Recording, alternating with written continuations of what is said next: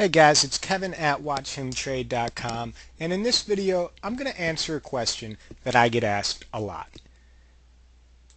That is, what are the different types of trading styles? Lots of different types of trading styles. This video is going to focus on the most common ones. Number one is day trading. Day trading is any trade that is going to be entered and exited within one market day. So maybe you buy at the open and you sell it before the close, or anything in between. That would be considered making a day trade. Swing trading is entering and exiting a trade over the course of a period of time, say 3 to 5 days or 3 to 5 weeks.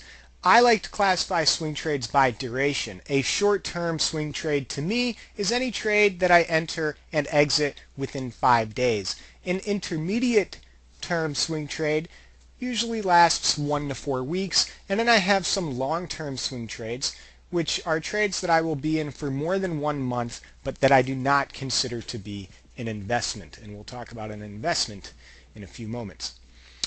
Then we have event-driven trading. This is when you enter a trade due to an upcoming event that you think will move the asset you are trading.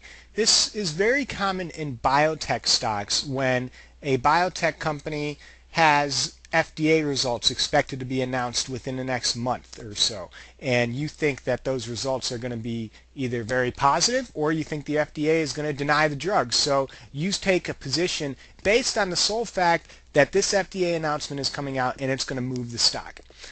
Or earnings reports are very common. You've been researching a stock, you think that it's going to crush its earnings report, and the market has severely underpriced the stock relative to its future growth. So you take a position strictly because that earnings report is coming up in a few days and you're confident that it's going to crush that report. Or maybe there's a product announcement. Apple has a new iPhone coming out within the next 6 months. Maybe a couple weeks before the iPhone, you think it's going to be a great phone, so you start buying Apple stock just ahead of the iPhone announcement or the iPhone unveiling. Or maybe you think it's going to be a total flop, so you start shorting Apple. In any sense, that is called event-driven trading. Then there is position trading. Position trading is when you purchase a stock many times over the course of a few weeks, or whatever duration of time you have laid out for yourself, with an underlying bias intact. So say, for example, you start buying a housing stock that you really like once per week for 4 weeks starting in January and February, with the idea that you're going to be positioned in that housing stock before the spring housing season rush comes and we get bullish housing numbers and that stock starts going higher. Now what separates a position trade from a swing trade is that usually with swing trades you get in all at once and you're in there and you have a stop loss and you have a target and you let it play out.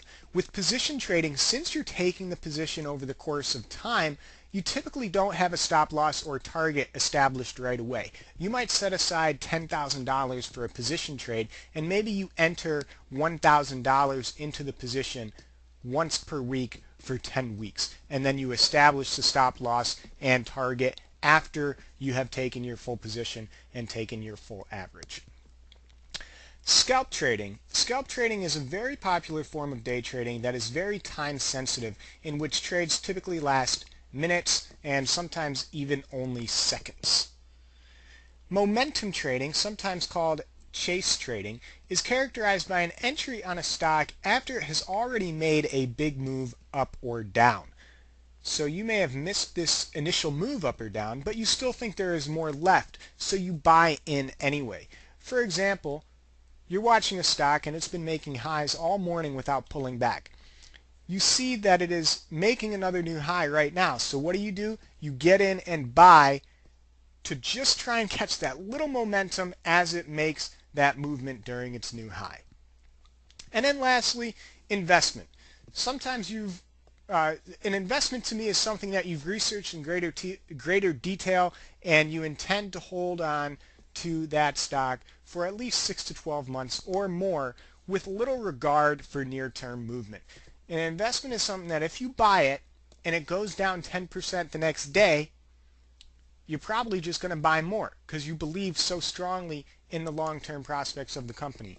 Or if you buy it and it goes up 10% the next day, you're going to buy more because you believe so strongly in the prospects of the company and you see this strong 10% gain right away that you want to capture even more. So you consider adding more money to your investment. Investment does not care about what happened today as far as how that's going to dictate what happens tomorrow. It cares about how the stock is going to perform over the next 6 to 12 months. And for me, really, I invest with a much longer time horizon. Everybody's different. But so that's what I've got. So day trading, swing trading, event-driven trading, position trading, scalp trading, momentum trading, and then investing, which isn't a form of trading, but I wanted to include it in here. These are all different types of trading styles. Now, second part of this video, I'm going to share my opinion, and that's all this is my opinion, on who I think can execute these styles most effectively. Day trading is suitable for anyone who can dedicate a period of their day to following the market unconditionally. This can be only 45 minutes per day or the entire market day. But if you have a full-time job that doesn't allow you to watch the market, then day trading is not for you. I cannot tell you how many clients I have that have lost money because they have full-time jobs and they try and day trade. And I try and train them to get that thought of day trading out of their head. Like if you want to be able to day trade but you're doing something else all day while the market's open, it's impossible. It would be like me trying to day trade and then come into your office and say I can do your job while I'm day trading. It's just not going to work. So those of you out there that keep losing money because you're trying to day trade while you're at your desk and you're not able to watch the market, please just stop doing it. Consider something more like swing trading. Swing trading is much more ideal for people who don't want to watch the market tick by tick or don't have the ability to watch the market tick by tick, such as people with full-time jobs. Now, swing trading typically offers greater risk and reward than day trading because the swing trader is usually willing to accept higher degrees of risk, say they have a 5% stop loss, for example, in exchange for higher potential return, say 10% gains. That compares to the active day trader who is likely minimizing losses well before they ever get to 5%. Someone like me on my day trades, really I'm not losing more than 1% on my day trades. And when I'm making gains, I'm not making anywhere close to 10% on day trades. I'm maybe making 2% on my day trades. And that's just because when we're trading in the day, we don't often get 5 or 10% moves on some of these big stocks. Whereas the swing trader is going to catch a move because they're going to be in for a longer period of time. So people who have jobs should really, in my opinion, look at the swing trading side of things for a strategy as a way to still gain exposure to the market. Event-driven trading is very attractive to traders who like forming major hypotheses around how a stock will react to a specific news item.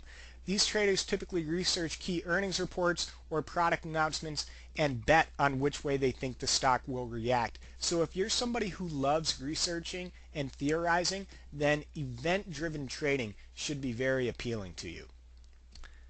Position trading is a style that suits a wide range of market participants. Now, the key characteristic of a position trader is they have a lot of confidence in the position they are building.